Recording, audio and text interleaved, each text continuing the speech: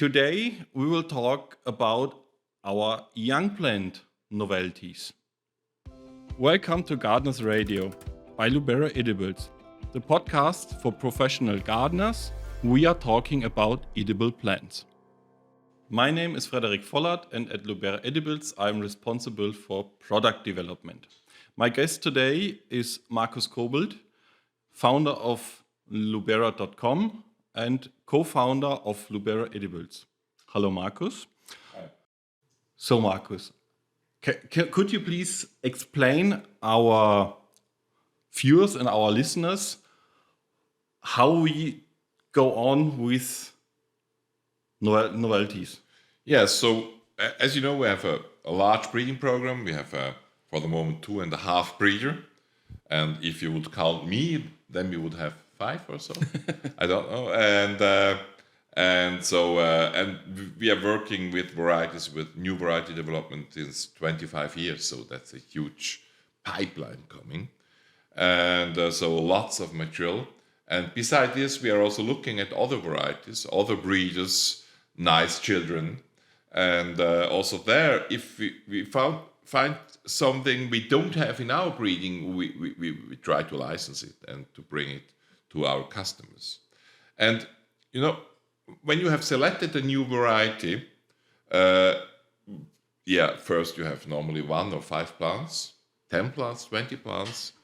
It's not easy to develop, to scale the production.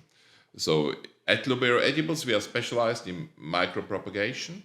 That's our method. Of course, if it doesn't work, we are using other methods. But that's the first method. So when we have a new variety, first we have to develop the multiplication process and to optimize it. First, we have to make the plants true to type. Then we have to test them for viruses. Then we have to use a protocol for micropropagation. And normally it doesn't work at the beginning. Or it works for 300 plants, but it doesn't work for 3,000 or 30,000 plants. So that we have to develop. And the first plants we are producing and which are worth to bring to public, we always market at Lubera.com. Not because we want to have them exclusively, but because we have no other way to use them.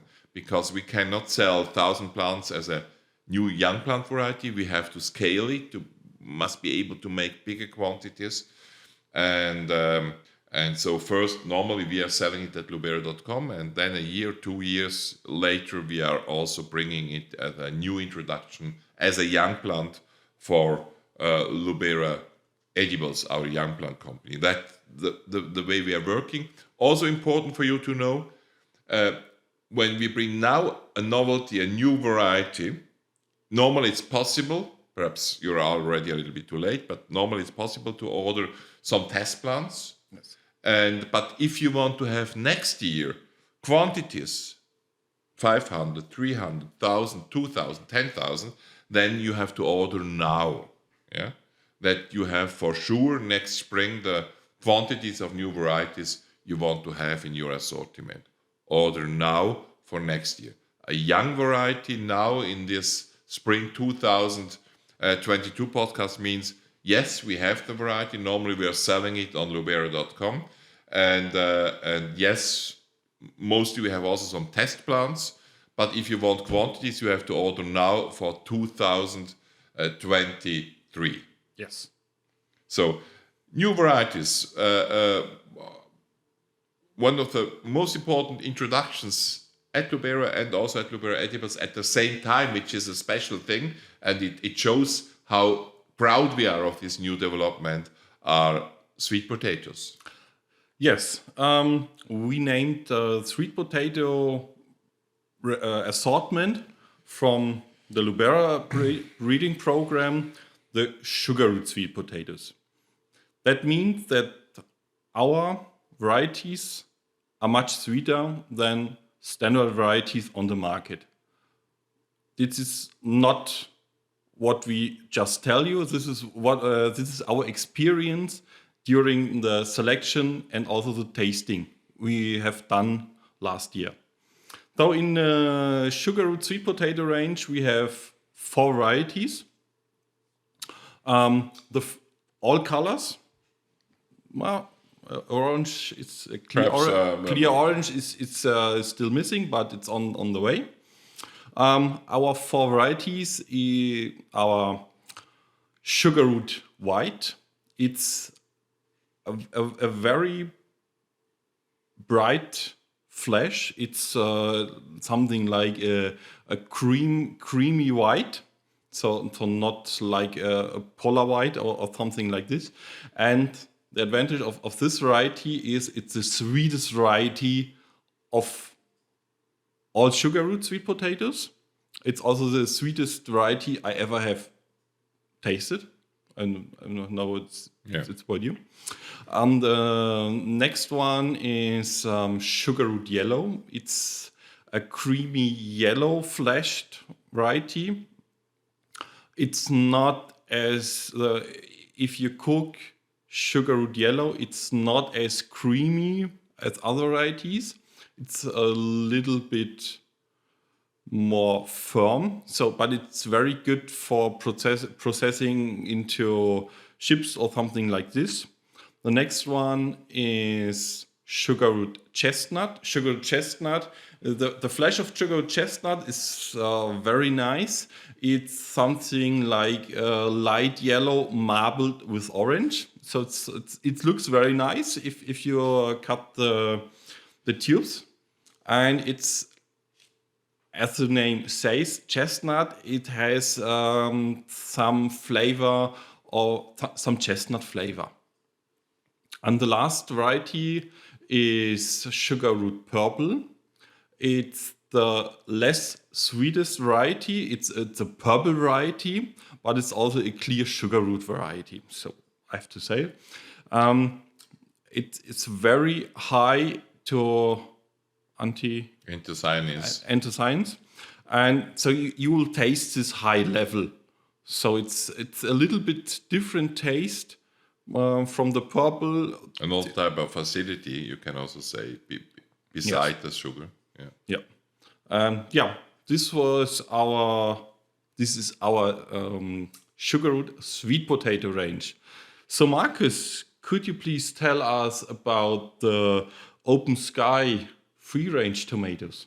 Yeah, about both programs, I'm very bearish, very positive. The sweet potatoes are really something we have to develop in Europe. It's an orphan crop here, and it's exploding in agriculture, but also in the garden. The last year, with this very mixed weather in summer, bad weather in summer, have shown that the resistance and tolerance of sweet potatoes is remarkable.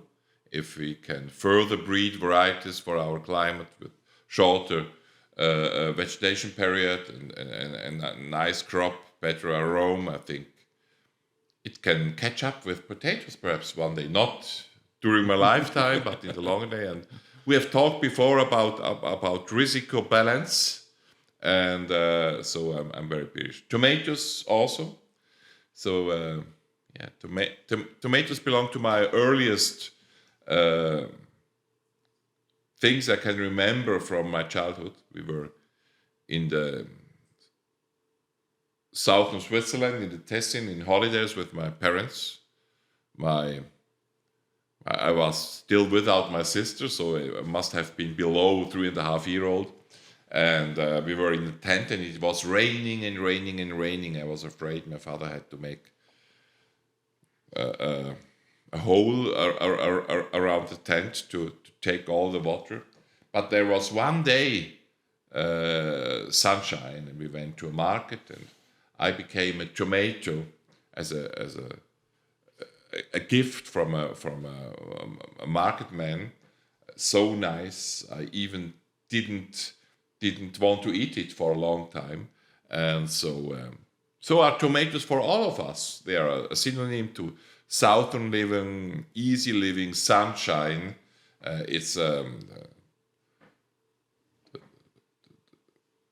It's red sunshine or yellow sunshine, whatever. And but the production in the garden, the gardening of tomatoes is the opposite. Yeah, it's a pain. You have to use more the drilling machine then you're green thumbs. And that's not right. And so we want to develop varieties which are resistant against Alternaria and Phytophthora, and which you can grow without any protection. So that's the reason of the name, open sky tomatoes. And the first batch of varieties from our own breeding are 4 varieties. So Sugar Red, it's a cherry tomato, very firm, very cross, nice to eat, and very sweet, the sweetest of our tomatoes. Who likes sweet tomatoes, choose Sugar Red. Then we have a slightly bigger red tomato, a salad tomato on trusses with 5-7 fruits, and fleshy, nice to eat, a good sugar level, but not so sweet as Sugar Red. Then we have a yellow cherry tomato with a slight more acidity, perhaps a little bit of lemon acidity, refreshing, nice to eat together with bread. And then at the 4th variety, it's the star of our assortment, is Happy Black. It's the first resistant black tomato.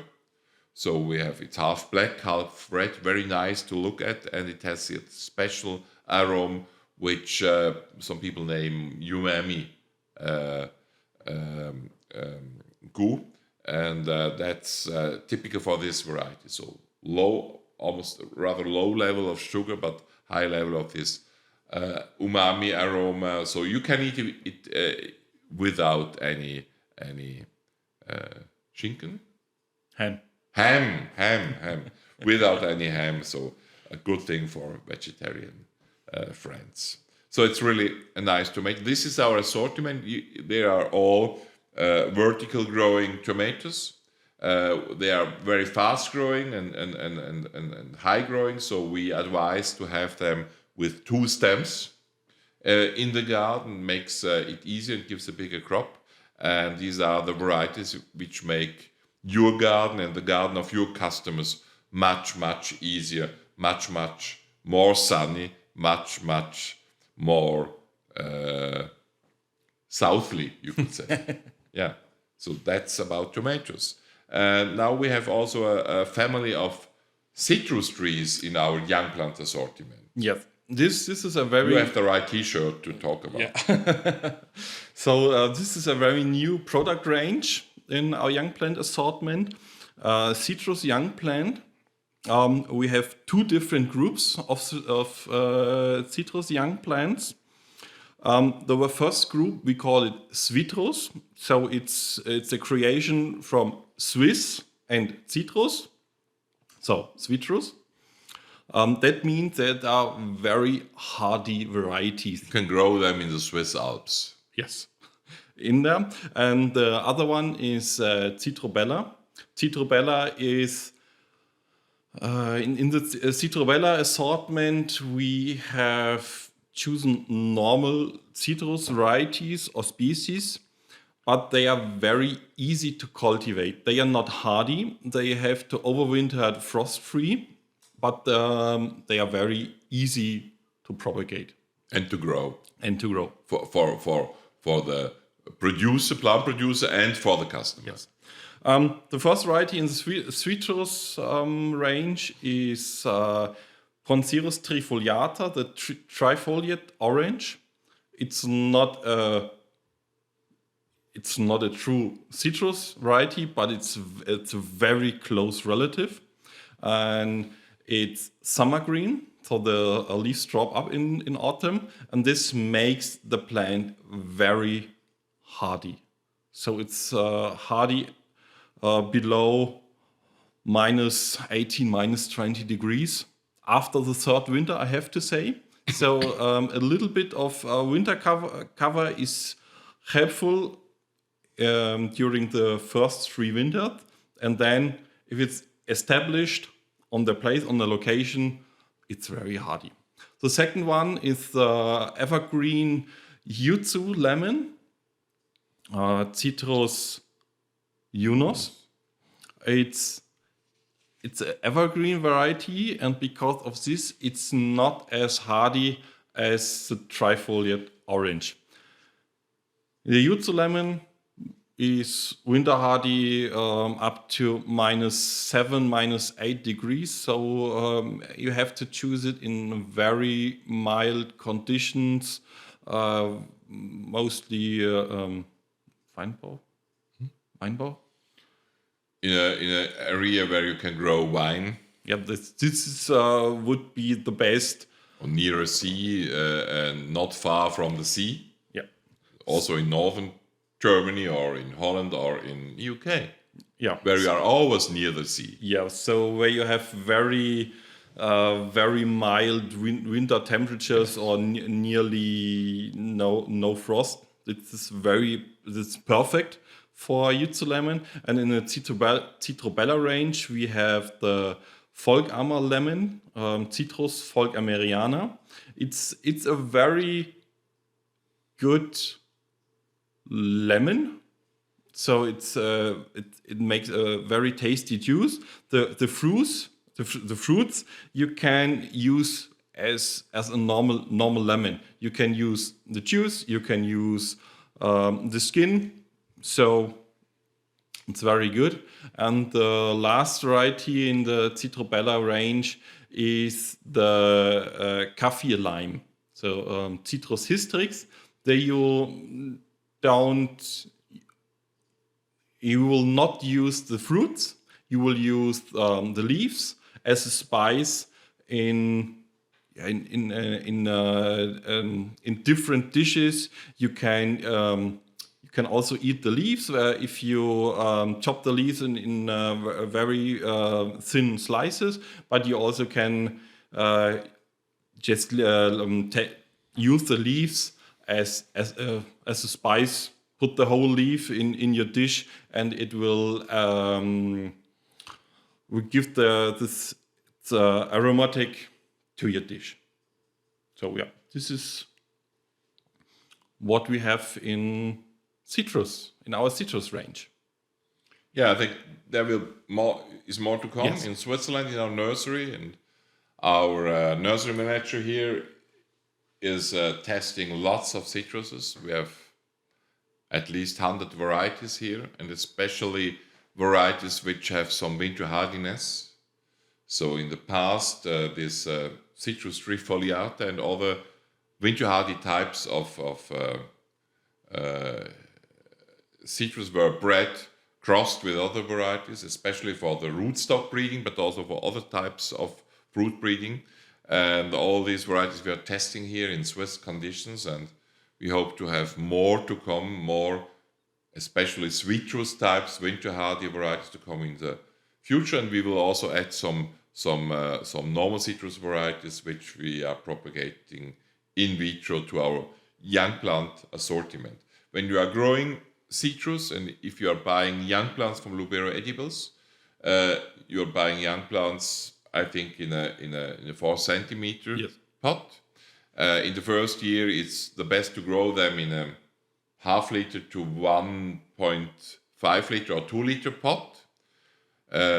This gives a small pot, which you can also sell as a small young plant. If you want to have a bigger plant, we then pot them in a 5 liter pot to have a finished product, which is similar to citrus plants you can have on the market. There's a disadvantage on this, is an advantage on these varieties on own roots, a big advantage. It's easier to grow. You don't have to look for the roots. You have to not to differentiate trees or shoots which are coming from the roots and from the variety.